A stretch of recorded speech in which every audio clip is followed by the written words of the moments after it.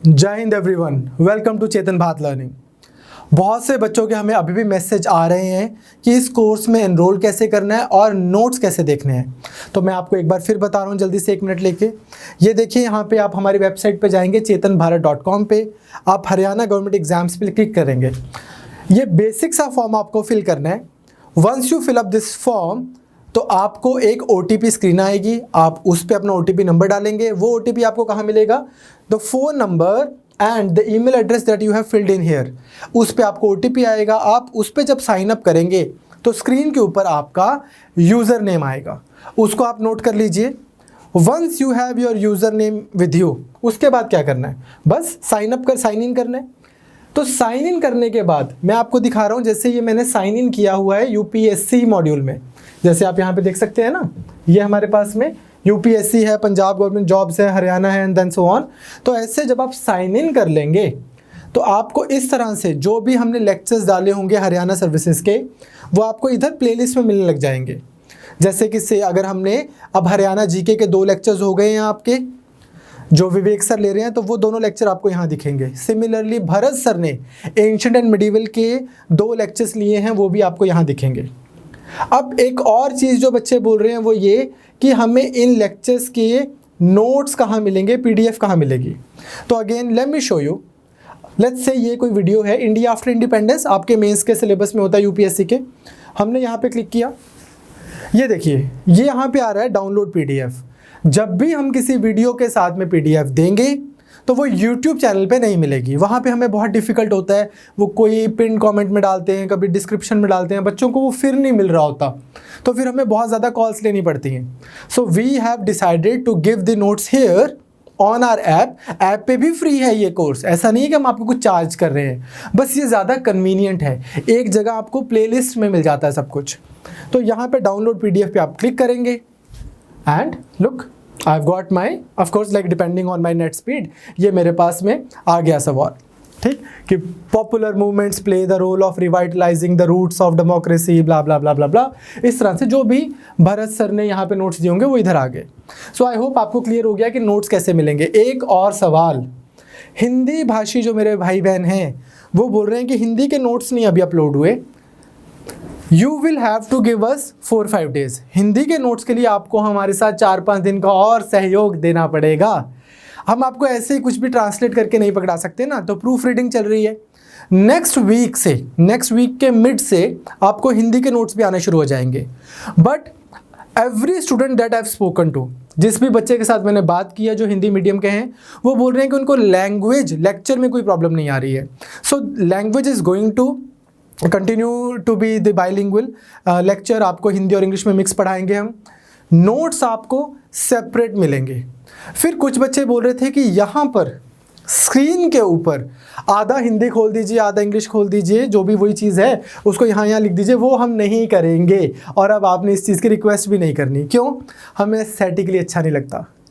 हम समझा तो रहे हैं, बोल तो रहे हैं, ये तो बस हमारी एक तसल्ली के लिए है, पीछे क्या लिखा हुआ, आज मैं कुछ लिख ही नहीं रहा जैसे। तो अब मैं ऐसे थोड़ी है कि कॉन्स्टिट्यूशन लिखूंगा और फिर हिंदी में संविधान लिखूंगा। आपको अच्छे नोट्स मिलेंगे, वो पढ़ोगे तो आपको फ़ायदा होगा। प्लस स्टैंडर्ड बुक्स तो आप पढ़ते ही रहिए। मैंने कल आज जैसे आपको बताया था कि आप NCERTs पढ़िए, NCERTs भी फ्रीली अवेलेबल हैं। बेयर एक्ट कॉन्स्टिट्यूशन का, संविधान का बेयर एक्ट, वो भी आप ऐप डाउनलोड कर सकते हैं या PDF डाउनलोड कर सकते हैं, आपको सारा कॉन्स्टिट्यूशन मिल जाएगा। जो बेसिक वर्ड्स हैं वो आप इजीली मैनेज कर लोगे, आप इतना स्ट्रगल नहीं करोगे। हिंदी वाले मैं अपने भाई बहनों को बोल रहा हूँ कि आप इतना स्ट्रगल नहीं करोगे, प्रोवाइडेड आप कॉन्फिडेंस के साथ में हमारे साथ तैयारी कर रहे हैं। ये नहीं है कि ये तो इंग्लिश में है। You understand what I am saying? आपको इम्प्रूव भी करना है। अपनी जो मातृभाषा है, we are proud of that. ये हमारा असामर्थ्य है, ये आप लोगों की कोई कमज़ोरी नहीं है, आप लोगों की कोई कमी नहीं है कि आप हिंदी में नोट्स मांग रहे हो। ये तो हम लोग इस लायक नहीं हैं अभी कि आपको बहुत उत्कृष्ट हिंदी में पढ़ा सकें। तो we are working on that, but आप कॉन्फिडेंस से तैयारी कीजिए। चलिए, आज आपने देखा होगा जैसे भरत सर की भी क्लास आई है, ये भी जो क्लास है इस मंडे तक हम थोड़ा सा we are taking it easy. Vivek sir भी आपकी छोटी सी क्लास लेते हैं, भरत सर की भी आपको हमने पहले डेमो की क्लास ली थी। उसका रीज़न भी यही है कि बहुत बच्चे अभी एनरोल कर रहे हैं, तो हमें लगता है कि मंडे तक थोड़ा सा हम क्लासेस का टेन्योर बढ़ाएंगे, आप भी थोड़ा रिदम में आ जाएंगे। आज यूपीएससी का फॉर्म भी आ गया, तो like I said this course is highly aligned with UPSC. आप यूपीएससी का फॉर्म भरिए और ये कोर्स की अच्छे से तैयारी कीजिए इस कोर्स के साथ में, और आप 27 जून को आपको लगेगा कि हाँ मैंने तैयारी करके पेपर दिया है। होना ना होना वो बहुत सारे फैक्टर्स पर डिपेंड करता है, आपकी मेहनत, आपकी किस्मत and like so many other factors as well. But आपकी किसी ने तैयारी नहीं करवाई ऐसा नहीं होगा, आपको फील होगा प्रोवाइडेड आप हमारी 12 बजे वाली, शाम को 5 बजे वाली और 9 बजे वाली क्लासेस लगाएं। और बहुत जल्दी आपको हम सोने नहीं देंगे, सुबह से लेकर रात तक आपको इतना ज़्यादा हमने कंटेंट कवर करवा देना है कि आप 4 बजे उठ के भी पढ़ रहे होगे, रात को 12 बजे भी पढ़ रहे होगे। तो ये जो 2-4 दिन है आप आराम से थोड़ा रिदम में आइए। चलिए आज इंडिया का कॉन्स्टिट्यूशन थोड़ा सा स्टार्ट करते हैं। मैंने आपको कल की क्लास में एक बात बोली थी कि बहुत सारे सवाल थोड़ा philosophical understanding of Indian constitution पे आते हैं, ना सिर्फ इंडियन कॉन्स्टिट्यूशन के ऊपर आते हैं बल्कि इन जनरल कॉन्स्टिट्यूशन की अंडरस्टैंडिंग पे ही आते हैं कि ये है क्या, कॉन्स्टिट्यूशन हमें चाहिए क्यों। तो उससे पहले हमें ये तो पता है कि देश होते हैं, राष्ट्र होते हैं, उनके होते हैं संविधान। तो पहले देखते हैं कि ये स्टेट होती क्या है। What is the difference between a nation and state. ये राष्ट्र और राज्य में डिफरेंस क्या है, तो इसको आप बड़े सिंपल तरीके से समझिए। नेशन एक आइडिया है, फ्रेंच रेवोल्यूशन से हम बोल सकते हैं, एक तरह से उससे हाईली इंस्पायर्ड एक आइडिया है। ये क्या बोलता है कि किसी भी चीज़ में बहुत स्ट्रांगली बिलीव करने वाले लोग जब कहीं पे इकट्ठे हो गए, किसी idea, collection of individuals having a belief in a particular से वे ऑफ लाइफ और एन आइडिया, उसको हम नेशन बोल सकते हैं। फॉर एग्जाम्पल ये आइडेंटिटी भी के बेस पे भी हो सकता है। फॉर एग्जाम्पल आपने सुना होगा या नहीं सुना तो आज सुन लिया, कुर्द एक कम्युनिटी है, कुर्दिश लोग जो ईरान में भी पाए जाते हैं और टर्की में भी पाए जाते हैं। अब कुर्द लोगों की एक कलेक्शन ऑफ इंडिविजुअल है, ये एक आइडिया में भी यकीन करते हैं कि हमारा एक अपना देश होना चाहिए जिसको हमने बोल दिया कुर्दिस्तान। लेकिन मैप पे आप कुर्दिस्तान बना सकते हैं क्या, वर्ल्ड मैप पे? नहीं। वाई? बिकॉज नेशन एग्जिस्ट करता है, लोगों के दिलों में एग्जिस्ट करता है, स्टेट नहीं एग्जिस्ट करती। सिमिलरली आप ये लगा लीजिए, मान लो जैसे कुछ लोग हैं जो मानते हैं इस आइडिया में कि हमारी एक ऐसी कंट्री होनी चाहिए जहां पे लिबर्टी यानी कि आज़ादी, फ्रेटर्निटी भाईचारा और इक्वालिटी सबसे ऊपर होनी चाहिए। ये 3 फंडामेंटल प्रिंसिपल्स के बेसिस पे हमारा देश बनेगा। तो अब ये कौन है? ये हो गए वो लोग जो इसमें मानते हैं they have created a nation. से मान लो फ्रेंच नेशन, तो नेशन का मतलब क्या है? एक idea. On the other hand अगर मैं इधर आ जाऊं, मान लो कि यही लोग या ये लोग नहीं भी सही, अभी हम देखेंगे, यही लोग एक काम करते हैं, ये सब इकट्ठे हो गए और इन्होंने, हम बोलते हैं कई बार कि स्टेट बना ली, अपना राज्य बना लिया, सरकार बना ली, देश बना लिया। इसका क्या मतलब होता है? इसके लिए आपको चाहिए होती है 4 चीज़ें, 4 एलिमेंट्स ऑफ अ स्टेट। पहले तो यही, you need to have people, लोग होने चाहिए, उनकी एक डिफाइंड टेरिटरी होनी चाहिए, जैसे हमारे देश की है, कश्मीर से लेकर नीचे all the way to Andaman and Nicobar और यहाँ पे नागालैंड से लेकर गुजरात तक। दूसरी टेरिटरी, पीपल, टेरिटरी, उन्होंने एक सरकार भी बनाई हो, गवर्नमेंट। मैं यहाँ पे रुक जाता हूँ। कुछ लोग, उनके पास टेरिटरी भी है, वो किसी एक डिफाइंड एरिया में रह भी रहे हैं और उन्होंने कोई सरकार भी बना रखी है, इतने से भी स्टेट नहीं बनी। एग्जाम्पल इसका से टू सम एक्सटेंट तिब्बत कोई इंडिपेंडेंट स्टेट नहीं है। हम बोलते हैं कि ये चाइना का ही ऑटोनोमस एरिया है, उनके पास में काफ़ी फ्रीडम है, पर with in the larger supervision of China. क्यों? उनके पास में एक गवर्नमेंट इन एग्जाइल भी है, जो कुछ लोग यूएसए में रहते हैं, कुछ यहाँ रहते हैं, कुछ वहाँ रहते हैं, सरकार भी बना दी, तिब्बत की टेरिटरी भी है और तिब्बतियन लोग भी हैं, बट क्या नहीं है उनके पास में? सॉवरेनिटी, प्रभुता। ठीक, वो अल्टीमेट डिसीजन मेकिंग वो बोलते हैं कि उनके पास नहीं है। It is the larger body called China जो बोलती है कि तिब्बत को लेकर डिसीजन हम लेंगे। तो when there is no external power जो बोल सके कि इस एरिया के ऊपर, इन लोगों के ऊपर, इस टेरिटरी के ऊपर मेरा कंट्रोल है, ये एरिया अपने आप में इसके पास में सॉवरेनिटी है, प्रभुता ही शायद बोलते हैं उसको, ठीक, स्वयं प्रभुता, समथिंग लाइक दैट। ठीक, तो वो वाला जो एरिया, उस चीज को हम बोलते हैं स्टेट। सो आप देख सकते हैं इंडिया जो है वो क्या है? इंडिया नेशन भी है। क्यों? हम इस भारतीयता के आइडिया में मानते भी हैं, we believe in this idea called India. Otherwise मैं आपको एग्जांपल बताता हूँ, ये देखिए जहाँ पे मैं आज आपको ये लेक्चर चंडीगढ़ से दे रहा हूँ, दिस इज इंडिया। अगर मैं ऐसे करके, एक ड्राइंग ही नहीं आई कभी पूरी लाइफ, और भी बहुत चीज़ें नहीं आई, मतलब drawing being one of them, ये इंडिया है। मैं यहाँ पे चंडीगढ़ में बैठा हूँ, मान लीजिए ये कुछ 100 किलोमीटर दूर पाकिस्तान है। यहाँ पे जो पर्सन रह रहा है, या अमृतसर में मैं चला जाऊँ और फिर मैं पाकिस्तान को देखूँ, लाहौर को, वहाँ पे जो पर्सन रह रहा है उस पर्सन की मेरे जैसी शक्ल है, शायद थोड़ी अकल भी वैसी ही है, और खाने का तरीका वही है, सेंस ऑफ ह्यूमर ज़्यादा मैच करता है, सॉन्ग सेम है, कल्चर सेम है, सब कुछ सेम है। In fact as far back as I can see in history, कितनी ज़्यादा कंटिन्यूटी मिलेगी कल्चर में, ट्रेडिशन में, रिलीजन में, and then so on, rituals में, शादियों के तरीके में और डिवोर्स के तरीकों में, हर चीज़ में।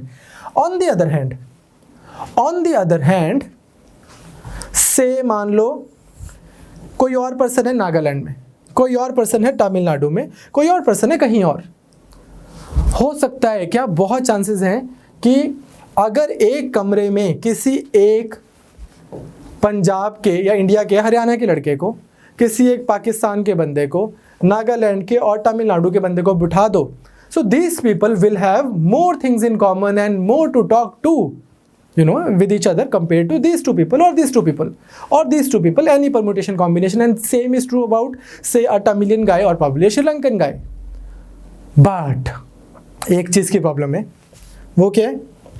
हम उनके साथ में जितनी मर्जी कल्चरल आइडेंटिटी शेयर करते हो, पॉलिटिकल आइडेंटिटी नहीं शेयर करते। वाई? बिकॉज वो लोग जिन्होंने ये मान के चले हैं कि इंडिया या हिंदू या non Muslims and Muslims are essentially two separate nations. State तो अलग बात है, नेशन अलग आइडियाज़ हैं। उन्होंने पाकिस्तान की डिमांड की, वो वहाँ रहते हैं। जिन लोगों को लगता है कि यार हिंदूज, मुस्लिम, सिख, ईसाई, जैन, बुद्ध, यहूदी या किसी भी धर्म में ना मानने वाले, वो सब आपस में इकट्ठे रह सकते हैं। ये तो नेशन के प्लेन पे ये बात फिट ही नहीं होती। हम बेसिक वैल्यूज़ में मानते हैं liberty, justice, fraternity, equality and then so on. उन लोगों ने इंडिया में रहना पसंद किया। So you understand what I am trying to say here कि आइडिया क्या है? नेशन का आइडिया एक इमोशनल आइडिया है, स्टेट का आइडिया एक फिजिकल एंटिटी है, एक प्रैक्टिकल ग्राउंड पे आइडिया है। आप बोलोगे कि मैं बारबेक्यू नेशन में मानता हूँ, तो मतलब कुछ लोग 100 लोग जो बारबेक्यू खाना चाहते हैं, जहाँ वो इकट्ठे हो गए तो बारबेक्यू नेशन हो गया।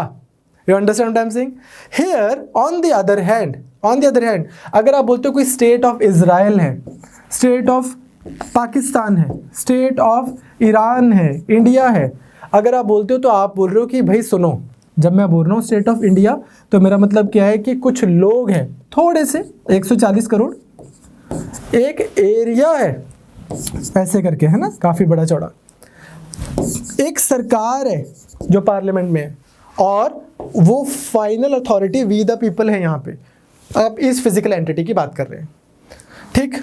चलो, वैसे आपको मतलब मैं आपके आइडिया के लिए बता रहा हूँ, नेशन स्टेट भी एक टर्म है। जब वो लोग जो एक आइडिया में यकीन करते हैं, एक इमोशनल आइडिया में यकीन करते हैं, जैसे इंडिया, हम मानते हैं कि यार सारे जहाँ से अच्छा हिंदुस्तान हमारा, फिलॉसफिकली भी, और फिर जब उनका देश भी बन जाता है, ये चार एलिमेंट्स भी मीट हो रहे होते हैं, उस चीज़ को हम क्या बोल रहे हैं? Nation state. तो सिर्फ नेशन का एग्जांपल मैंने आपको दिया कुर्दिस्तान सिर्फ, और नेशन स्टेट का एग्जांपल हो गया इंडिया, या बहुत सारी और ऐसी चीज़ें। हालांकि कुछ फिलोसोफर या कुछ फिलोसोफर तो क्या कुछ स्कॉलर्स जैसे कि योगेंद्र यादव जी ये बोलते हैं कि India is not a nation state, India is a state nation.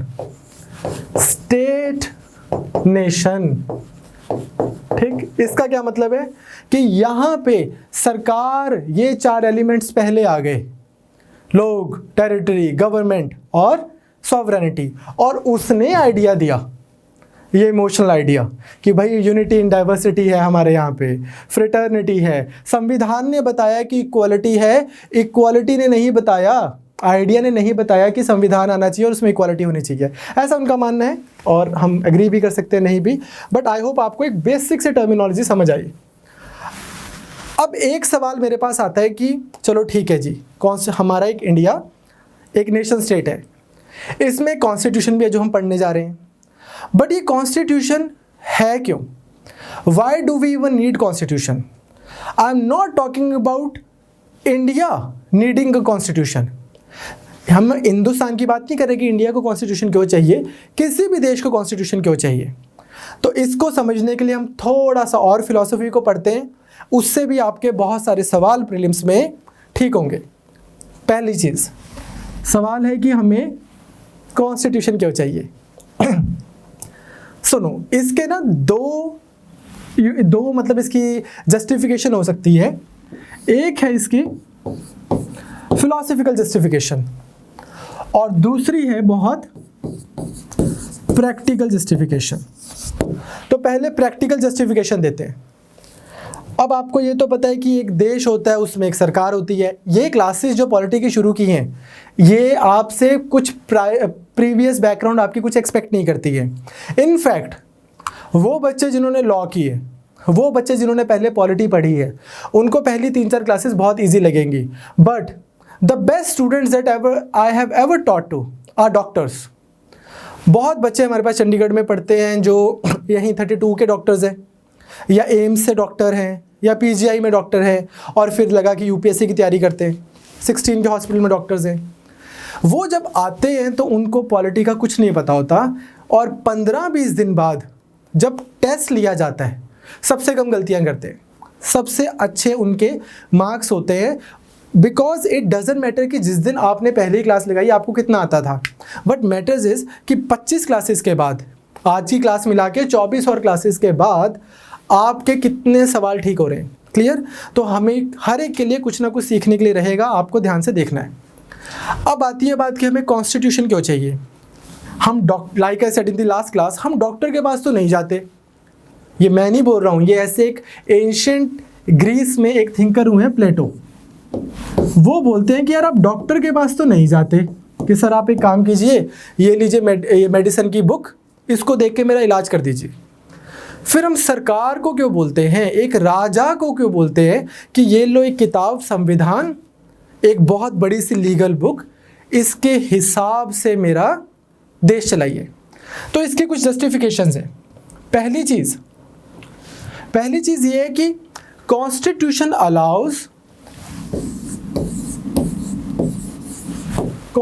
Allows coordination and assurance. क्या मतलब बना इस बात का? आप एक काम कीजिए, आप 10 लोग इकट्ठे हो जाइए। 10 लोग इकट्ठे होकर सिर्फ यही डिसाइड करना हो ना कि चलो कहीं पे हम घूमने फिरने चलते हैं, तो कहाँ चलें? उसी पे किसी क्या खाने पीने चलते हैं, किसी को चाइनीज़ खाने जाना है, किसी को इंडियन खाना है, किसी को इटालियन खाना है, किसी को वेज खाना है, किसी को नॉन वेज खाना है। तो भाई जब हमने पार्टी करनी है तो कुछ बेसिक सेट ऑफ रूल्स क्या हैं? हम आउटडोर जा रहे हैं, इंडोर जा रहे हैं, कोई minimum coordination among people you need. Similarly, अब मैं सीरियस सेंस पे, अगर प्रैक्टिकल सेंस में बोलूँ, कोई हिंदू है, कोई सिख है, कोई ईसाई है, डिफरेंट धर्म है एक देश में, पहली चीज़।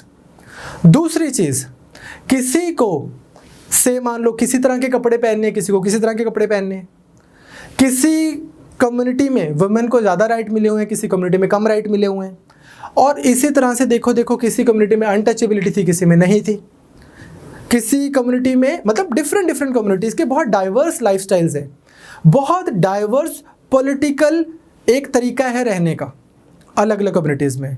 तो अब उन सब को तकरीबन एक ऐसे सिस्टम में लेके आना जहाँ पे किसी को फोर्स्ड अपॉन नहीं लग रहा, एक मिनिमम सेट ऑफ कोऑर्डिनेशन भी बनी हुई है, एक मिनिमम सेट ऑफ एश्योरेंस भी सबको मिली हुई है। फॉर एग्जांपल हमारे कॉन्स्टिट्यूशन में freedom of speech and expression दे दी, हमारे कॉन्स्टिट्यूशन में फ्रीडम ऑफ रिलीजन दे दिया, हमारे कॉन्स्टिट्यूशन में राइट टू इक्वालिटी है कि सबको बराबरी का स्टेटस मिल रहा है, सबको अपने धर्म का पालन करने का पूरी आज़ादी मिल रही है। एक और चीज़, because it's a first lecture, भाई ये है एक सब्जेक्टिव टॉपिक। ये देखो, ये हो गई ग्रेविटी, आपके लिए भी वैसी थी, मेरे लिए भी वैसी ही थी, उस पर ज़्यादा डिबेट नहीं हो सकती। ऑन द अदर हैंड, जब मैं आपको पॉलिटी पढ़ाऊँगा तो इस प्लेन पे नहीं आपने ऑपरेट करना कि सर ऐसा होता तो है नहीं, अभी 2-4 दिनों में फंडामेंटल राइट शुरू हो जाएंगे, सर है तो है नहीं, सर ये तो है नहीं। आपको पढ़ा रहे हैं 27 जून के यूपीएससी पेपर के लिए, आपको पढ़ा रहे हैं मई जून में जो हरियाणा सिविल सर्विसेज का प्रीलिम्स आएगा। यहाँ पे पढ़ना है, कॉन्सेप्ट को समझना है, पेपर जाके दे देना है। अगर मेरे 15 लेक्चर्स में या किसी के भी 15 लेक्चर्स में और आपके और मेरी 10 डिस्कशन से भारत की प्रॉब्लम सॉल्व होती तो फिर वो प्रॉब्लम्स एग्जिस्ट ही ना कर रही होती, अगर इतनी आसान होती। थिंग्स आर वेरी कॉम्प्लिकेटेड, और प्रैक्टिकली दुनिया में क्या हो रहा है क्या नहीं हो रहा, हम वो सोल्यूशन निकालने के लिए क्लासेस नहीं ले रहे। This classes are there to help you become a civil servant, to help you achieve your dream. Now minimum coordination, minimum assurance कैसे होगा? जब कहीं लिखित में सब कुछ होगा, ताकि जो भी राजा बने, जो भी सरकार चला रहा हो, उसको ये पता हो कि यार एक सेकंड, मेरे को सरकार तो चलानी है, मेरे को ये गाड़ी तो चलानी है, पर रास्ता पहले ही डिफाइंड है कि किस रूट पे जाना है, ये रिटन में डिफाइंड है। अगर मैं इस रूट से गाड़ी यहाँ वहाँ घुमाऊंगा तो फिर मुझे वापस लाया जाएगा। मुझे गवर्नमेंट चलानी है, but while keeping these minimum coordination and assurances intact, number 1। दूसरी चीज़, अगेन आपको समझाने के लिए बोल रहा हूँ, बच्चे क्रिकेट खेलते हैं, मान लो क्रिकेट कोई बच्चा खेल रहा है और उसके पाँव पे बॉल लग जाती है, तो बोलते हैं कि कोई बोल रहा है आउट है, कोई बोल रहा है कि नहीं नॉट आउट है। पर ये कब डिसाइड होता है कि ये पर्सन, क्रिकेटर, प्लेयर आउट है या नॉट आउट है? किसी एक पर्सन को पावर दी हुई है कि जब आप बोलोगे आउट है तो आउट है, आप बोलोगे नॉट आउट है तो नॉट आउट है। उसको हम क्रिकेट में बोलते हैं अंपायर। सिमिलरली मान लो 2 टीम्स खेल रही हैं और एक टीम ने अपनी बैटिंग सस्पेंड करनी है, फॉलो ऑन डिक्लेयर करना है, तो ऐसे तो मैं यहाँ पे टीवी पे बोल के बैठा बोल दूँ, या कोई भी और प्लेयर बोल दे कि अरे आ जाओ भाई वापस, बहुत खेल लिया, नहीं। पर किसी एक पर्सन को पावर दी हुई है, कैप्टन ऑफ द टीम, जो फॉलो ऑन डिक्लेयर करता है। इसी तरह से हर एक गेम में, हर एक कम्युनिटी में, हर एक सिस्टम में डिसीजन मेकिंग पावर स्पेसिफाई की हुई है।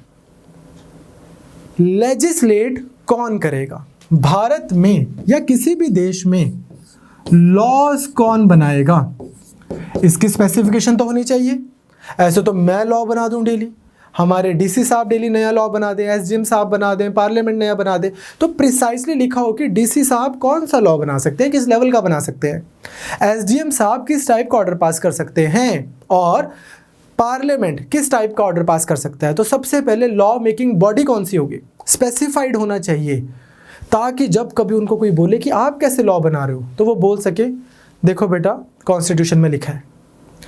कॉन्स्टिट्यूशन में लिखने से कोई चीज़ होली कुरान कैसे हो जाती है, उस पर मैं बाद में आ रहा हूँ, कि वो चीज़ इतनी इंपॉर्टेंट कैसे हो जाती है, उसमें मैं थोड़ी देर में आ रहा हूँ। बट अभी के लिए आपको समझना है कि लॉ है बनाने की पावर किसी को स्पेसिफिकली दी जाए।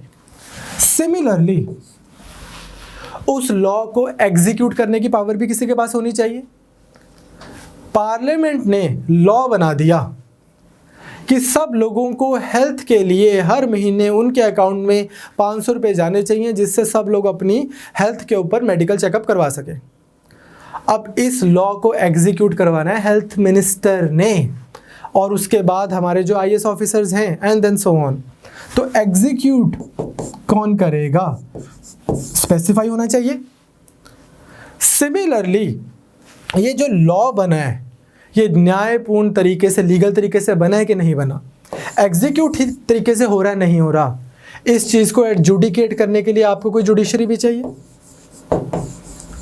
या सिमिलरली यहाँ पर जो लोग बैठे हैं ये लोगों ने चुन के भेजे हैं पार्लियामेंट में। जिन बच्चों को ये भी नहीं पता कि पार्लियामेंट क्या होता है उनको भी टेंशन नहीं लेनी, 2 दिनों में उनको भी सब पता लग जाएगा। पर जो हमारे पार्लियामेंटेरियंस बैठे हैं, मेंबर ऑफ पार्लियामेंट, एमपीज, उनको भी किसी ने चुन के भेजा है, उसका भी कोई प्रोसेस होगा कि कौन चुनाव करवाएगा, ये भी स्पेसिफिकली मेंशन करो कि डिसीजन मेकिंग पावर किसके पास है, इलेक्शनरिंग की पावर किसके पास है, लोगों के, बच्चों के आईएएस के पेपर लेने की पावर किसके पास है। यूपीएससी के बारे में भी कॉन्स्टिट्यूशन में लिखा हुआ है। No wonder that Indian constitution is one of the most detailed documents in terms of constitutions out there. तो how the government will be constituted, it is given there. तो दूसरा आपको फंक्शन आई थिंक समझ आया। पहला function क्या था constitution बनाने का, to allow coordination and assurance. Second function, to specify decision making power.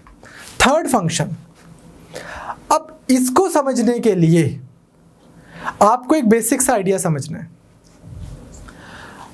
15 अगस्त 15 अगस्त 1947 को इंडिया आज़ाद हो गया, ठीक। उसके बाद में हम ये मान के चलते हैं कि हम खुद, वी द पीपल, इंडिया के लोग इंडिया को चला रहे हैं, हमारे ऊपर हमारा ही राज है, सिंपल। इससे पहले क्या था, 100 साल क्राउन रूल, ताज का राज, ठीक। उससे पहले क्या था, 100 साल कंपनीज रूल, ऑलमोस्ट मोटा मोटा बोल रहा हूँ, प्रिसीजन के साथ आपको ये सब चीज़ें भरत सर पढ़ाएंगे। उससे पहले क्या था, बहुत 100 साल मुगल का रूल दिल्ली में, नीचे मराठा एंड देन ऑल जितने भी पावर्स रही होंगी। उससे पहले सल्तनत का रूल, उससे पहले कहीं पे राजपूत रहे, तोमर्स एंड ऑल दैट। उससे पहले फिर कहीं पे राष्ट्रकूटाज, उससे पहले कुछ और, फिर गुप्त, फिर मौर्य, फिर ऐसे पीछे जाते रहो। अब अगर मैं इसी तरह से पीछे जाता रहूं, भरत सर ने आपको एक लेक्चर लिया था pre history and all that. Again अगर मैं इसी तरह से पीछे जाता रहूं तो मे बी एक टाइम आ सकता है, मे बी क्या, एक टाइम आएगा ही जब ह्यूमन बीइंग्स ने इस तरह से कोई एसोसिएशन बना के कोई सरकार बनाई नहीं थी, जब कोई सरकार नहीं होती थी। अगेन ये कोई हिस्टोरिकल कॉन्सेप्ट नहीं है, ये कोई एंथ्रोपोलॉजिकल कॉन्सेप्ट नहीं है जो मैं आपको पढ़ा रहा हूँ। हिस्ट्री में कहीं सोशल कॉन्ट्रैक्ट का उल्लेख नहीं है, सच हिस्ट्री में कहीं, एंथ्रोपोलॉजी में सोशल कॉन्ट्रैक्ट का उल्लेख नहीं है। ये एक फिलोसफिकल तरीके से मैं आपको बोल रहा हूँ, एक थॉट एक्सपेरिमेंट करो मेरे साथ। आओ सोचो कि जिस समय कोई सरकार ही नहीं थी उस समय क्या होता होगा। अब डिपेंड करता है आपकी सोच के ऊपर। मैं आपको 2-3 उदाहरण बताता हूँ। मान लीजिए ये वो टाइम है जिस समय कोई सरकार नहीं है। अब यहाँ पे इंसान के ऊपर एक ही लॉ लग रहा है, किसका, नेचर का। इसको हम क्या बोल रहे हैं, नेचुरल लॉ। ये हमारे ऊपर लग रहा है, क्लियर। और इस अवस्था को, इस सिचुएशन को, when there was no state, there was no physical entity governing us and we were under the law of nature, इसको हम क्या बोल रहे हैं, स्टेट ऑफ नेचर। यहां पे क्या हो रहा होगा, यहां पे एक चीज हो रही होगी जिसको हिंदी में बोलते हैं मत्स्य न्याय। बड़ी मछली छोटी मछली को खा जाती होगी। अगर से मान लो एक ह्यूमन बीइंग है जो बहुत स्ट्रांग है, या दूसरा ह्यूमन बीइंग है जो वीक है, ये इसको मार देता होगा, सिंपल। उसकी जो उसने, अगर कुछ उसने संजोया हुआ है, कुछ इकट्ठा किया हुआ है, कुछ उसने छोटी बहुत 2-4 फल फ्रूट तोड़ के अपने पास रखे, ले जाता होगा। इसको कोई पसंद था, इसके साथ रहती थी, उठा के ले जाता होगा। लेकिन इसके साथ क्या होता होगा, ये भी द रॉक थोड़ी है, इससे भी कोई पावरफुल होगा, वो इसके साथ ऐसा कर देता होगा, दूसरा दूसरे के साथ ऐसा कर देता होगा, थोड़ा बहुत गुस्सा आया मार देते होंगे। तो आप सोचो कि आपके पास कितनी आज़ादी है स्टेट ऑफ नेचर में, पूरी आज़ादी। मैं तलवार रखूं अपने पास, मैं किसी का सर फोड़ूं, किसी को मारूं, कोई मुझे मारे, एब्सोल्यूट लिबर्टी है। बट है तो पूरी आज़ादी, कोई नियम नहीं है मेरे ऊपर, कोई कानून नहीं है। बट इसके साथ में कुछ प्रॉब्लम्स आ रही हैं। सबसे पहली प्रॉब्लम क्या है? With absolute liberty essentially comes, सबसे पहले, insecurity to right to life. कल जिएंगे या मरेंगे इसी की गारंटी नहीं है। You understand? अब अगर आपको लगता है कि इंसान बहुत सेल्फिश है, इंसान बहुत क्रूड है, crude and cruel both, if human beings are nasty, human beings are brutish, human beings are selfish, तो आपको ये नैरेटिव पसंद आएगा, आपको समझ आएगा कि हाँ यार ऐसा ही होता होगा। तो सब लोगों के पास पावर तो पूरी थी, but at the same time survival of the fittest था, और उस चक्कर में राइट टू लाइफ ही नहीं थी किसी के पास।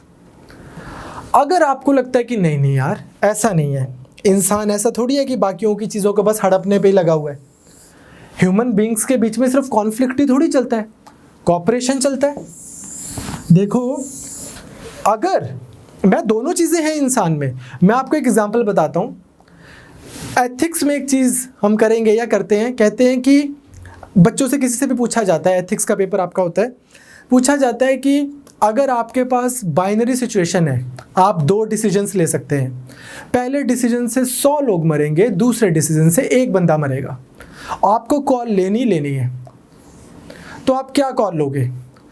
तो जब हम क्लास में पढ़ाते हैं तो बच्चे बहुत दिल पे पत्थर रख के बोलते हैं कि सर फिर मैं एक बंदे को मार दूंगा, बिकॉज कॉल तो लेनी है, एसेंशियली तो मैं कम से कम 100 बंदों को तो बचा रहा हूँ।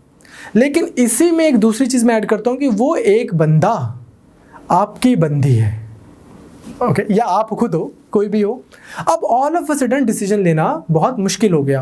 आप किसी से बहुत ज़्यादा प्रेम करते हैं, मम्मा पापा भाई बहन, अब आपके लिए वो डिसीजन लेना मुश्किल हो गया। इनफैक्ट अगर आपका बहुत ज़्यादा चाहने वाला भी एकदम से आपके ऊपर चाकू लेके आए, आपका फर्स्ट रिएक्शन क्या होता है? एकदम से पकड़ के, वाई?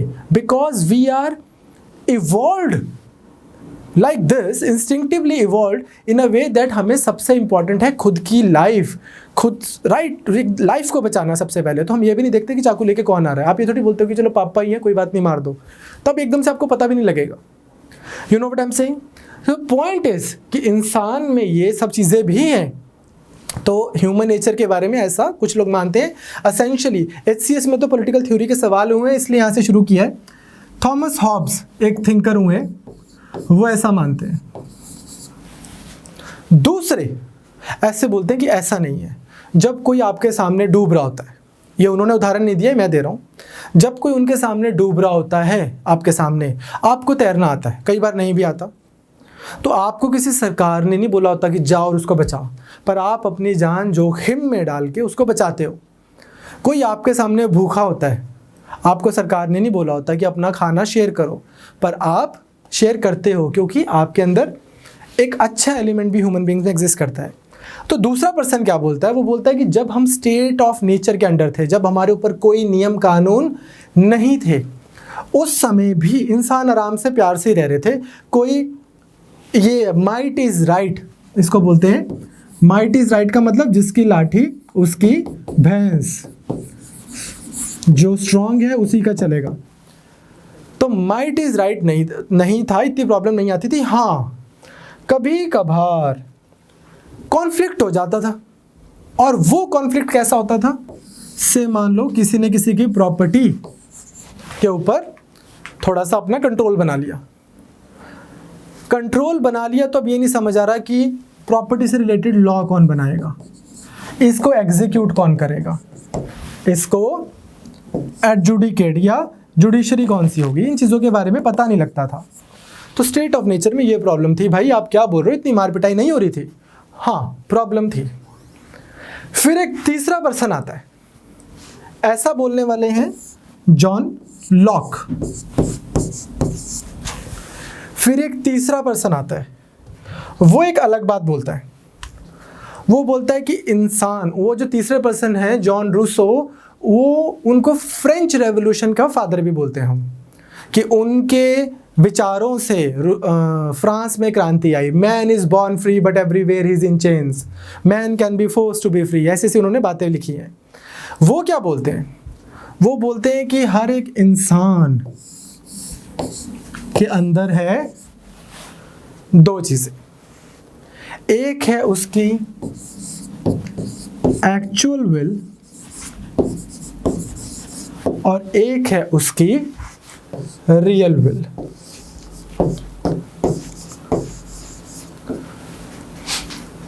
मान लो मैं सोम रस का सेवन करता हूं।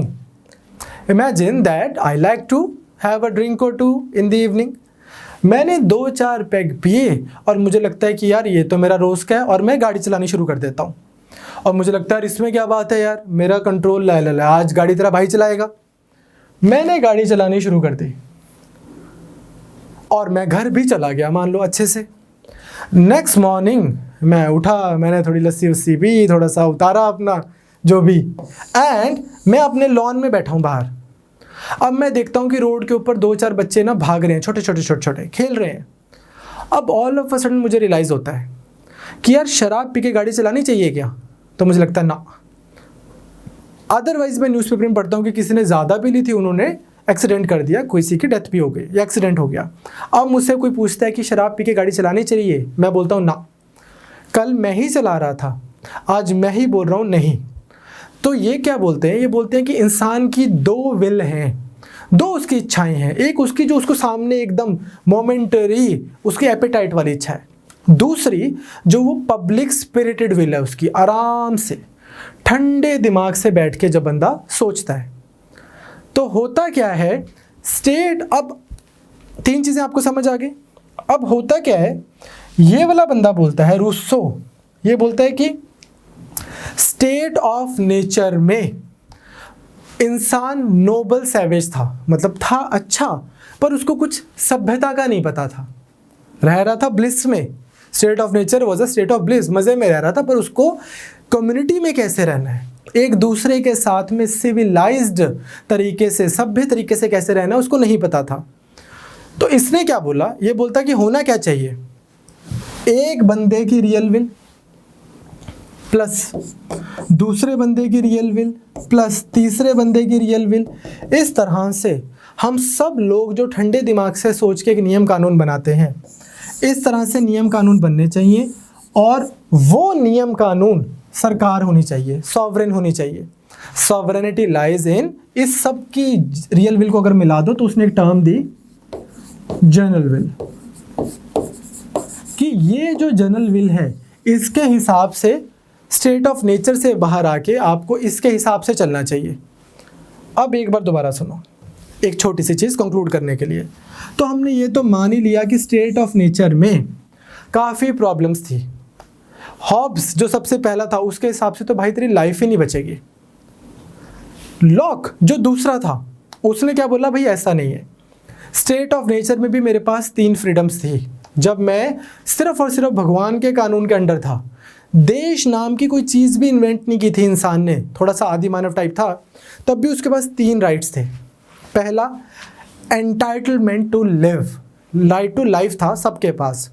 दूसरा everyone was entitled to do anything they want so long as it did not conflict with the first right. हर एक बंदे के पास में लिबर्टी थी, जब तक कि आज़ादी थी कुछ भी करने की, जब तक कि वो किसी दूसरे की जिंदगी नहीं ले रहा। And third property, state. Locke said that everyone is entitled to own all they create or gain through gift or trade as long as it doesn't conflict with the first 2 rights। मतलब दूसरा बंदा बोल रहा है, पहला बोल रहा है कि भाई तुम्हारे पास लाइफ ही नहीं थी, तुम किन हवा में घूम रहे हो। दूसरा बोल रहा है नहीं ऐसा नहीं है, लाइफ भी थी, लिबर्टी भी थी, आज़ादी भी थी, प्रॉपर्टी भी थी, हाँ कॉन्फ्लिक्ट्स हो जाते थे। तीसरा बोल रहा है कि ब्लिस था भाई, मज़े में रह रहे थे लेकिन सभ्य नहीं थे। तो इन सब चीज़ों से निकलने के लिए हमने क्या किया?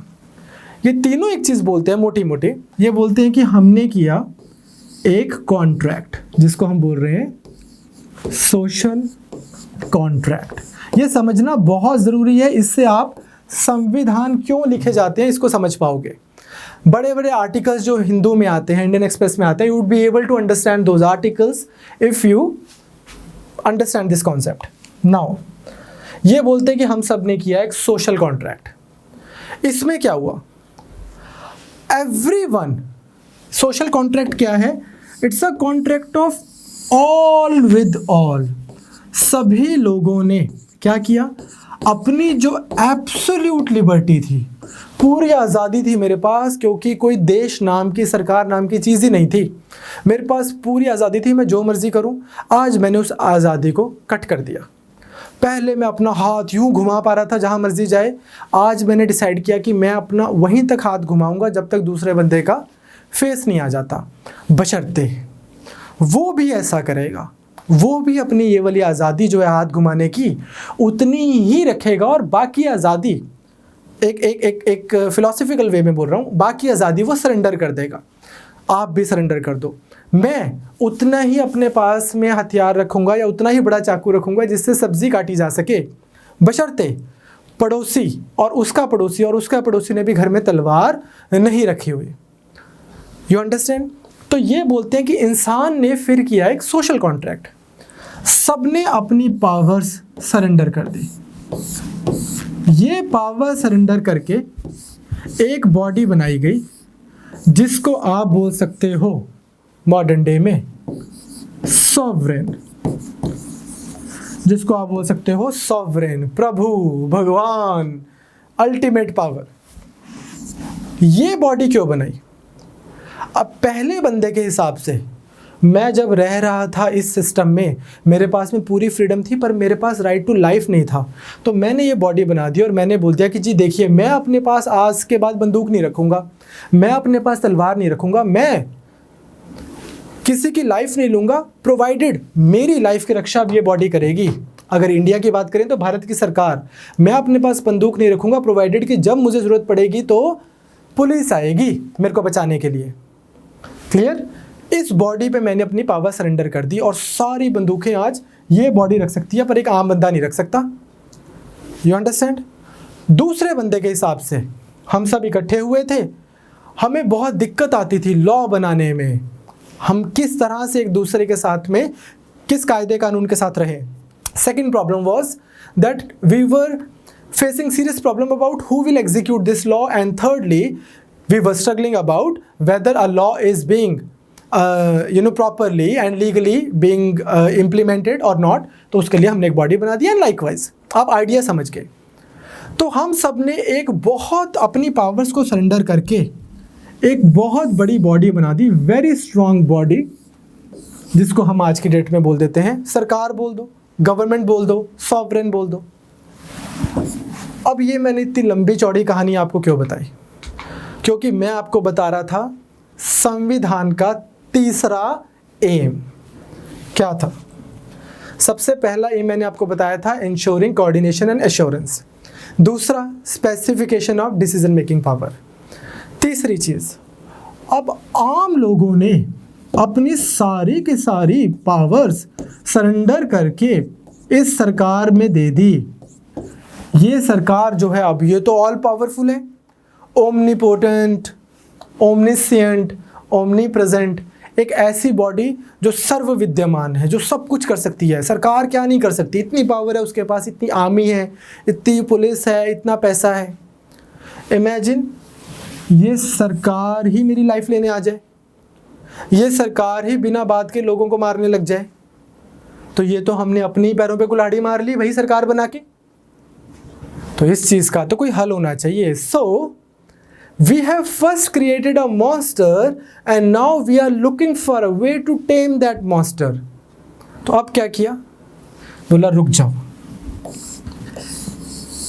जो ये कॉन्ट्रैक्ट हो रहा है सोशल कॉन्ट्रैक्ट, इसमें हम ये चीज़ लिख देते हैं कि ये सरकार जो हमने बनाई है, अगर आज हमारे पास एब्सोल्यूट फ्रीडम नहीं है, एब्सोल्यूट संपूर्ण रूप से लिबर्टी नहीं है, थोड़ा सा संभल के चलना है, तो फिर ये सरकार भी एब्सोल्यूट गवर्नमेंट नहीं है। क्या है ये? Limited government. बच्चे पूरा पूरा साल पढ़ लेते हैं, उनको लिमिटेड गवर्नमेंट का मतलब नहीं पता होता। लिमिटेड फॉर्म ऑफ गवर्नमेंट या लिमिटेड पॉलिटी का मतलब क्या है? सरकार के ऊपर भी कुछ बंदिशें हैं, और वो बंदिशें कैसी हैं, किस फॉर्म में है? As written in constitution. Constitution में लिखित में होगा, फंडामेंटल राइट्स का चैप्टर लिखा होगा एक, और उसके अंदर लिखा होगा कि सरकार भी ये नहीं कर सकती। एक इंडिविजुअल, एक आम नागरिक के खिलाफ इतनी बड़ी सरकार, अमेरिका की हो तो अमेरिका के नागरिकों के खिलाफ, इंडिया की हो तो इंडिया के, एक सरकार एक आम नागरिक के खिलाफ सरकार भी ये नहीं कर सकती। सरकार भी प्राइवेसी नहीं ले सकती, सरकार भी नॉन इक्वली ट्रीट नहीं कर सकती, सरकार किसी की रिलीजियस फ्रीडम नहीं ले सकती, सरकार किसी की लाइफ नहीं ले सकती, लिबर्टी नहीं ले सकती। ये इस संविधान में लिखा हुआ है। You understand? तो सोशल कॉन्ट्रैक्ट करके तभी लोगों ने अपनी पावर सरेंडर की है। यहीं से आइडियाज ऑफ डेमोक्रेसी भी ज़्यादा शेप लेते हैं कि सरकार हमारे अधीन है, क्योंकि हम ही लोगों ने तो बनाई है, अपनी कन्वीनियंस के लिए बनाई थी, कि हमें स्टेट ऑफ नेचर में बहुत प्रॉब्लम थी, तो हमने खुद उसकी अपनी पावर सरेंडर करके ये एक बॉडी बना दी कि ये लीजिए आपके पास सारी पावर है। सो अब सरकार भी ये सब नहीं कर सकती, कॉन्स्टिट्यूशन में लिखा है। अब सरकार बोलते कि हम कॉन्स्टिट्यूशन को मानते नहीं, तो फिर सरकार एग्जिस्ट नहीं कर सकती। क्यों? क्योंकि सरकार होगी ये भी कॉन्स्टिट्यूशन में लिखा है। सरकार खुद भी हमारी कंट्री की अगर हम बात करें, सरकार इटसेल्फ इज इमर्जिंग या coming from this constitution only. इसमें लिखा हुआ है 5 साल बाद चुनाव होंगे, फिर चुने जाएंगे लोग, फिर वो 5 साल इस संविधान, इस कॉन्स्टिट्यूशन के हिसाब से कंट्री को चलाएंगे। अब देखो, गांधीवादी, गांधी में मानने वाले होंगे गांधीवादी या गांधीज़म में मानने वाले, नेहरू जी में मानने वाले होंगे नेहरूइज्म, सिमिलरली मार्क्स में मानने वाले मार्क्सिज्म। तो वो सिस्टम जो कॉन्स्टिट्यूशन के हिसाब से चलेगा उसको हम क्या बोलेंगे? कॉन्स्टिट्यूशनलिज्म। तो क्या मैं ये बोल सकता हूं कि अगर किसी कंट्री में कॉन्स्टिट्यूशनलिज्म है, इसका मतलब क्या है कि वहां पे संविधान है, एक कॉन्स्टिट्यूशन एग्जिस्ट करता है, और वहां की गवर्नमेंट उस कॉन्स्टिट्यूशन ने वहाँ की गवर्नमेंट को लिमिटेड बनाया हुआ है। मतलब कि गवर्नमेंट का अनलिमिटेड स्कोप नहीं है कि जो मन में आया वो कर दिया ना। गवर्नमेंट का क्या स्कोप है कि इस कॉन्स्टिट्यूशन के हिसाब से ही चलना है। क्या मैं ये बोल सकता हूँ? यस। अब देख लो, अब अगर मैं ये बोल सकता हूँ तो इस बार यूपीएससी ने एक सवाल पूछा था, रियल लाइफ आपको अभी आया पेपर में, सिंपल सा क्वेश्चन था, बहुत बच्चे गलत कर रहे। वो क्या लिखा था? A constitutional government.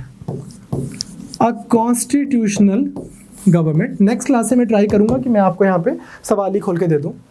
By definition, ये यूपीएससी का सवाल है इस बार का। A constitutional government by definition is, पहला, गवर्नमेंट बाय लेजिस्लेचर, मतलब कि एक पार्लियामेंट है और सरकार चलती है। ओके। दूसरी ऑप्शन, पॉपुलर गवर्नमेंट। कल मैं आपको पॉपुलर का मतलब भी समझाऊंगा। तीसरा, पॉपुलर गवर्नमेंट। तीसरा, मल्टी पार्टी गवर्नमेंट। और चौथी ऑप्शन थी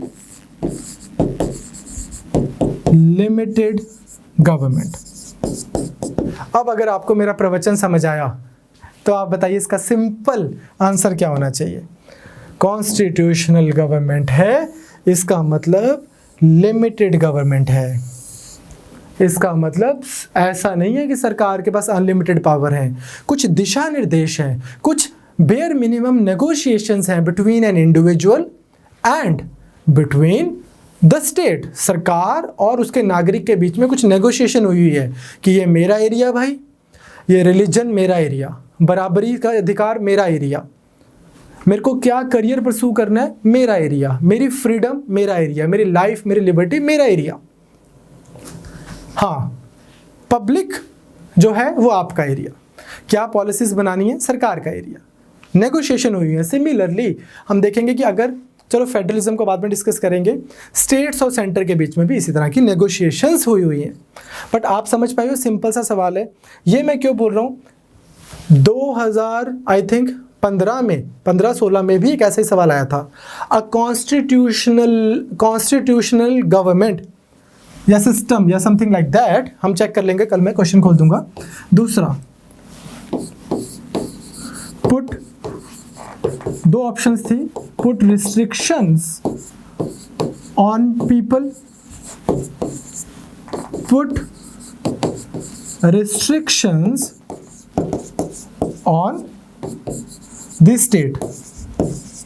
अगर कोई कंट्री में संविधान के हिसाब से, कॉन्स्टिट्यूशन के हिसाब से अगर वो सिस्टम चल रहा है तो पुट रिस्ट्रिक्शन ऑन पीपल होगा, पुट रिस्ट्रिक्शन ऑन स्टेट होगा। ऑप्शंस थी 1 only, 2 only, both and none. Most people did 1 only, कि हाँ यार कॉन्स्टिट्यूशन होगा तो लोगों को बोला होगा भाई अनटचेबिलिटी नहीं करनी, ये नहीं करना, वो नहीं करना। अरे उससे भी ज़्यादा इंपॉर्टेंट है भाई जो मैं आपको तीसरा रीज़न बता रहा हूँ कि हमें कॉन्स्टिट्यूशन चाहिए क्यों। सरकार पे लिमिटेशन लगाना, इतनी बड़ी बॉडी बना दी, मॉन्स्टर क्रिएट किया हुआ है, उस मॉन्स्टर को टेम करना बहुत ज़रूरी है। और उसको टेम करने का तरीका क्या है, हैव अ रिटन, लिखित कॉन्स्टिट्यूशन। अब एक चीज़ आपके दिमाग में आ सकती है कि सर मान लो सब लोग इकट्ठे हो गए, उन्होंने एक कॉन्स्टिट्यूशन भी बना दिया, उस कॉन्स्टिट्यूशन के हिसाब से आपने गवर्नमेंट भी बना दी, और ये हो गए कॉमन पीपल, मैंगो पीपल। अब ये गवर्नमेंट को तो एक बार पावर दे दी ना आपने, इस गवर्नमेंट के पास पूरी पावर है। अगर ये इस कॉन्स्टिट्यूशन को ना माने तो, सरकार ना माने तो इसीलिए इसी कॉन्स्टिट्यूशन के बीच में इंडिपेंडेंट जुडिशरी का प्रोविजन दिया होता है। एक ऐसी सुप्रीम कोर्ट, एक ऐसी जुडिशरी जो इस सरकार के बाहर है। अगेन मुझे फिर वो सब नहीं सुनना कि सर कोई बाहर नहीं है जी, ये नहीं वो नहीं, वो सब में नहीं पढ़ रहे। In theory independent judiciary exists which makes sure that constitution is being adhered to not only by people but also by the state itself. You understand? So third function of the constitution is to set some limits on what a government can impose on its citizens. तीसरा function जो था संविधान का वो ये था कि सरकार के ऊपर भी कुछ लिमिटेशन सेट की जानी चाहिए ताकि वो अपने नागरिकों के ऊपर क्या ही लॉ बना सकती हैं, अनफेयर लॉज नहीं बना सकते। अनफेयर लॉ कौन सा है, जो कॉन्स्टिट्यूशन के हिसाब से नहीं है। These limits are fundamental in the sense that even government may not trespass them. ये limitations को तो सरकार भी trespass नहीं कर सकती। So I hope आपको एक बेसिक सा आइडिया कि हमें कॉन्स्टिट्यूशन चाहिए क्यों वो समझ आया है। तो पहला कॉन्स्टिट्यूशन का आपको फंक्शन समझ आ गया, एश्योरेंस एंड कोऑर्डिनेशन। दूसरा समझ आ गया, specifying the decision making power. तीसरा और सबसे इंपॉर्टेंट फंक्शन भी समझ आ गया, limitations on the power of the government. चौथा जो फंक्शन है ये मॉडर्न कॉन्स्टिट्यूशंस में ज़्यादा लिखा होता है, वो क्या है, एस्पिरेशंस ऑफ द सोसाइटीज। जैसे हमारे कॉन्स्टिट्यूशन में एक चैप्टर आता है DPS, directive principles of state policy. So the fourth function of the constitution is to enable the government to fulfil the aspirations of a society and kind of create something which is like highly just in nature.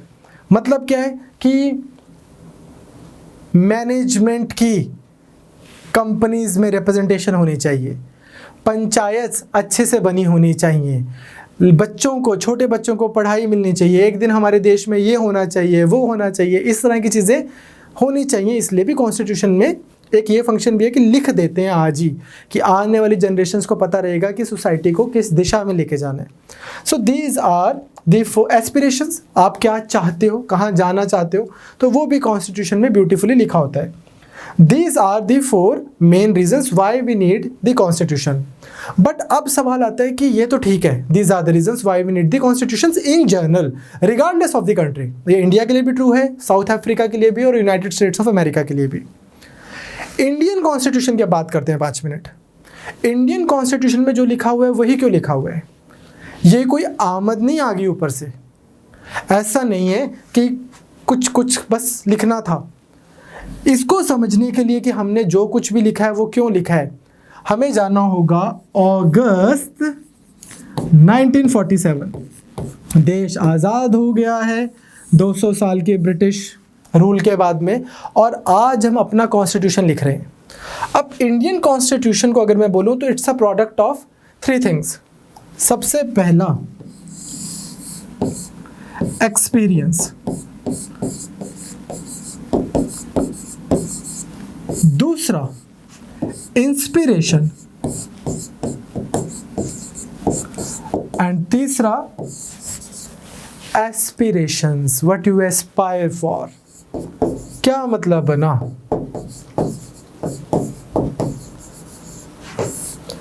आपने एक गाड़ी भी खरीदनी होती है तो भी आप क्या बोलते हो कि हाँ मैंने इस वाले टोयोटा कंपनी की गाड़ी ले लेते हैं, हमारा एक्सपीरियंस अच्छा रहा है, इसको चलाने का तजुर्बा है. एक्सपीरियंस मैटर करता है. तो अगर आप देखोगे ये वाला टॉपिक को आज मैं ज़्यादा एक्सप्लोर नहीं करूँगा. ये टॉपिक हम आपको कब करवाएंगे एक्सपीरियंस वाला? Basically I am waiting for Bharat sir, जब वो आपको मॉडर्न हिस्ट्री करवा देंगे. तो रेगुलेटिंग एक्ट ऑफ 1773 से लेके फिर पिट इंडिया एक्ट, फिर Indian councils act, charter act, फिर इंडियन काउंसिल एक्ट, ऐसे आपको सारे करवाए जाएंगे. Minto Morley reforms, Montagu Chelmsford reforms and then so on. Government of India act और ये सब, वाइट पेपर, साइमन कमीशन. तो ये जब सब आप देखोगे तो आप देखोगे कि 1773 से हमारी कंट्री में हमें 200 साल का, 150-200 साल का एक तजुर्बा हो गया. ऑलमोस्ट लाइक 175 ईयर्स का एक एक्सपीरियंस हो गया था हमें इस टाइप की पॉलिटी को चलाने का. धीरे धीरे धीरे आपने बड़ी बार सुना होगा, बहुत लोग ऐसे क्रिटिसाइज़ करते हैं कि अरे इंडिया का कॉन्स्टिट्यूशन तो गोरों का उठा लिया. मतलब क्या है कि उन्होंने एक एक्ट बनाया था, गवर्नमेंट ऑफ इंडिया एक्ट 1935, उसके बेस पे कॉन्स्टिट्यूशन बना दिया. तो भाई क्या बुराई है, एक्सपीरियंस था उस सिस्टम से चलने का. तो ये वाला जो पोर्शन है आपको ये समझना है कि हमारे कॉन्स्टिट्यूशन में जो चीज़ें लिखी हैं उसका one of the reasons is कि 1773 से लेकर 1947 तक ब्रिटिश ने इंडिया को गवर्न करने के लिए बहुत सारे लॉज बनाए थे. उन सब लॉज के हिसाब से 20 साल मान लो इंडिया चल गया, एक लॉ बनाया, फिर नया लॉ आया, अगले 20 साल उस हिसाब से इंडिया चलता रहा, फिर नया लॉ आया, उस हिसाब से चलता रहा. तो हमें एक्सपीरियंस हो गया था. This thing shall be covered to you with you in greater details by Bharat sir. Now modern history में दूसरी चीज आती है इंस्पिरेशन की. अब अगर आप देखेंगे हमारे फ्रीडम फाइटर्स को, तो गांधी जी कम्युनिटेरियन, हम बोल सकते हैं कि कम्युनिटेरियन थे. सरकार के आइडिया से बहुत ज़्यादा वो कंफर्टेबल भी नहीं होते थे. गांधी जी ये मानते थे कि जो एक इंसान है वो उसके अंदर खुद का विवेक जागना चाहिए. ये नहीं है कि उसको सारा टाइम चाबुक लेके सरकार बैठी हुई है कि ऐसा कर वैसा कर. But apart from Gandhi ji, if you look at Subhash ji, Nehru ji, Patel ji, या जितने भी, भगत सिंह जी, जितने भी हमारे फ्रीडम फाइटर्स थे, जिनमें से जो आज़ादी को देख सके, those who could live until we got our freedom, most of them were there in our constituent assembly except for Gandhi ji again. They were highly inspired by certain ideas और सर्टन इवेंट्स इन हिस्ट्री, जैसे कि Russian revolution, कि हाँ समाजवाद होना चाहिए, बराबरी होनी चाहिए, इक्वालिटी होनी चाहिए. जैसे कि फ्रेंच रेवोल्यूशन. फ्रेंच रेवोल्यूशन की क्या ट्रिनिटी थी कि हाँ लिबर्टी होनी चाहिए लोगों के पास, आज़ादी, इक्वालिटी होनी चाहिए, बराबरी होनी चाहिए सब लोगों के पास, फ्रेटर्निटी, भाईचारा होना चाहिए. सिमिलरली वो इंस्पायर्ड थे अमेरिकन रेवोल्यूशन से. मतलब no taxation without representation, democracy होनी चाहिए, to the people, for the people, by the people, लोगों के पास पावर होनी चाहिए. तो हम कुछ आइडिया से वेस्टर्न यूरोप में, ऑफ कोर्स इंडिया में भी बहुत कुछ हो रहा था, पर वेस्टर्न बहुत सारे जो ये क्रांतियाँ हुई, इनसे हम we were really inspired. And you will look at the document called in Constitution of India and you will see the impression of Russian Revolution in it. काफ़ी ज़्यादा कोशिश की गई थी सिस्टम को रीजनेबली सोशलिस्ट बनाने की, इक्वालिटी को लेके तो फंडामेंटल राइट्स ही हैं, लिबर्टी को लेके तो फंडामेंटल राइट्स हैं, डेमोक्रेसी एक एसेंशियल प्रिंसिपल है हमारे कॉन्स्टिट्यूशन का। सो हमारा कॉन्स्टिट्यूशन कहाँ से आ रहा है कि जो लोग मिलके उसको बना रहे हैं, और वो कौन लोग हैं मैं उस पर आ रहा हूँ, जो लोग मिलके उस संविधान को बना रहे हैं, एक तो उनको 200 साल का एक पर्टिकुलर काइंड का तजुर्बा है। इसीलिए आपने कई बार शायद सुना हो या नहीं भी सुना कि हमारा जो कंट्री का संविधान है ये आम नागरिक को तो समझ ही नहीं आता, बहुत लीगल डॉक्यूमेंट है, लॉयर्स पैराडाइज, वकीलों की जन्नत है। एक आम आदमी को समझना है तो उसको वकील के पास जाना पड़ेगा। क्यों? क्योंकि ब्रिटिश ऐसे लॉज बनाते थे, लीगल डॉक्यूमेंट बनाते थे बहुत स्ट्रॉन्ग, तो वही चलन एक चलाया और उस हिसाब से बन गया। अब उसके अंदर जो आइडियाज़ लिखे हुए हैं, most of those ideas are inspired by events like these and other such events. तीसरी चीज़, बाल गंगाधर तिलक जी थे जैसे, उन्होंने 1895 में एक आइडिया दिया कि यार inviolability of one's house, fundamental rights जैसे हमारे हैं, तो वो एक इस तरह की चीज़ें बोलते थे कि यार जब हमारा देश हो या अभी भी, ये क्या बात बनी कि सरकार का मन किया, मेरे डोर पे ऐसे करके नॉक किया और अंदर घुस गई। कुछ प्राइवेसी होनी चाहिए, कुछ फ्रीडम होनी चाहिए, इंडिविजुअलिटी होनी चाहिए।